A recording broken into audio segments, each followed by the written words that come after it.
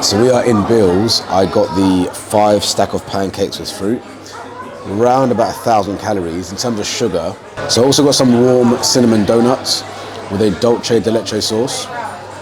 What I've got under this tea towel are 5 commonly consumed food items that contribute to your added sugar intake. I'm going to start from some of the more obvious ones and go to the ones that you probably wouldn't expect. What's going on YouTube, it's Jason and welcome to day number 48 and day number 26 of my sugar experiment. So today I'm going to be going through 5 ways that added sugar sneaks into your diet and why so many of us end up going over. In terms of plans, I'm due to go to breakfast at a place called Bill's, and then I'm off to the gym later on to train legs. Let's get on with the day. So even though I said breakfast, we're going like 11:30, so it's more like brunch. So I had to eat, so it was natural yogurt, granola and maple syrup, followed by a vanilla milkshake, followed by frosted shreddies. Now we can go to Bill's.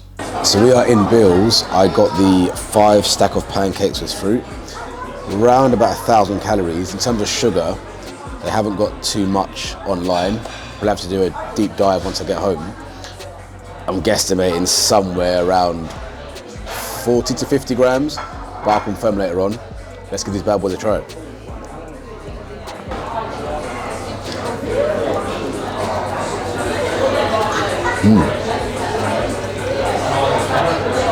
Fluffy goodness. So I also got some warm cinnamon donuts with a dulce de leche sauce. Absolutely delightful.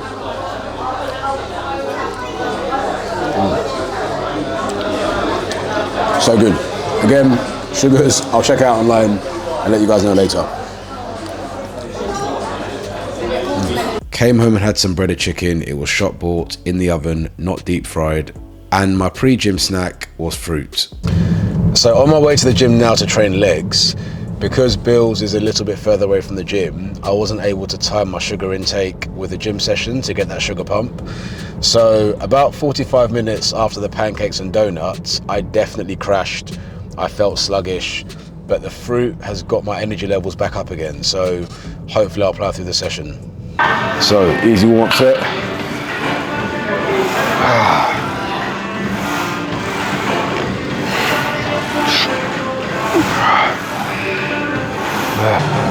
So 3 working sets.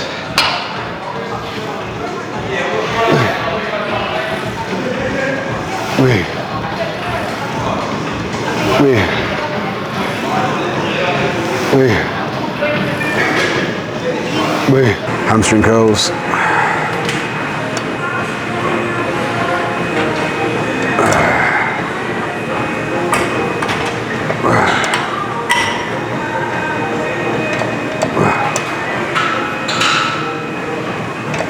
Leg extensions.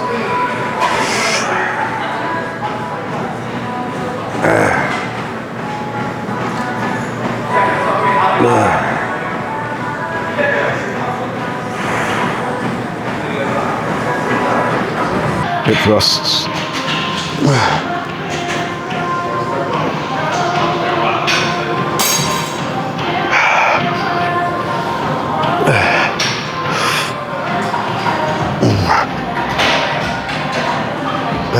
Calf raises.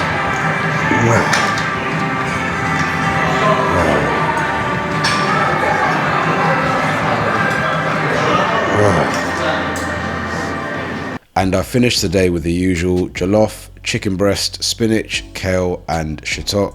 So final part of this video, 5 ways added sugar creeps into your diet that you're probably not aware of. Most people exceed the RDA by about 20 to 30 grams, literally doubling their recommended daily allowance of added sugar.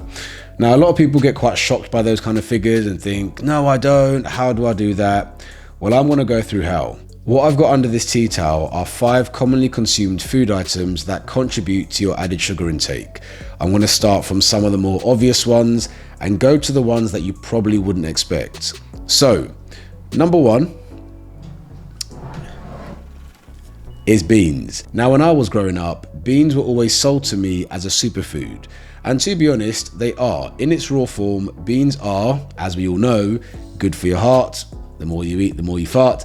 They are very good for you. They're high in protein and high in fiber. But this Heinz baked beans alternative isn't so good for you. Yes, beans still are good for you, but the sauce that they're in is very sugary. Half a can of Heinz baked beans is 8.9 grams of sugar, which is almost a third of your daily added sugar intake. And that's if you just have half the can. If you have a little bit more, then you're going to be looking at maybe 11 or 12 grams of sugar. Two things to look out for are: number one, how many ingredients are in said food group. You typically want to consume things that have 4 or 5 ingredients or less. If you see like 8, 10 or 15 ingredients, you want to approach with caution. And number two, in terms of added sugar, where does sugar list on the ingredients? So ingredients are in order based on how much is in each food. So for example, beans are 50% of this, and so it's number 1. Sugar is the 4th thing on the ingredients list, meaning there must be quite a lot in it. So an easy swap is the no added sugar version. This has 3.9 grams of sugar per half a can. Beware though, it does have stevia in. Stevia has been shown to give people heart issues and stroke, so you don't want to get too much of it in, but from time to time, this is a good alternative. So that's beans out of the way. Next on the list is something you guys probably would be aware of, but still creeps into our added sugar intake, and that is ketchup. Now, ketchup is commonly consumed. People put it on stuff like chips and in sandwiches. Now, for a tiny dollop of ketchup, you're looking at 3.4 grams of sugar. Now, that doesn't sound like much, but when you consider the serving size, it is quite a lot. Coupled with the fact that most people don't consume just a tablespoon, you know, even me, when I used to consume ketchup more often, I would plaster it all over my chips, having maybe 2 or 3 tablespoons, so easily racking up 8 to 10 grams of sugar. Again, when you look at the back, sugar is the 3rd ingredient on the list, so it must have quite a lot in it. So good news, Heinz do a low sugar alternative, so if you're looking to reduce your added sugar intake, that would be a good option. Third on the list is less obvious, and that is Greek style yogurt. Yes, Greek style, not Greek yogurt. A lot of people pick this and think, oh, it's good for you, Greek yogurt. There is a big difference in terms of ingredients and even sugar intake between Greek yogurt and Greek style yogurt. And just per 100 grams, people normally have about 1 to 200 grams serving of this, 8.5 grams of sugar. So instead of Greek style yogurt, I will just bite the bullet and either have actual Greek yogurt or have natural yogurt. These are great alternatives. The ingredient list is a lot shorter because it's a natural culture and it has probably half or a third of the sugar. One thing to bear in mind is yogurt, because of the bacteria in it, is supposed to be good for your gut. But if you've got something with so much added sugar in, that benefit is largely wiped out, and that's what people don't think about. Sugar can actually irritate the lining of your gut, and so yes, you have good cultures in it, but that's combated by the added sugar, so be sensible.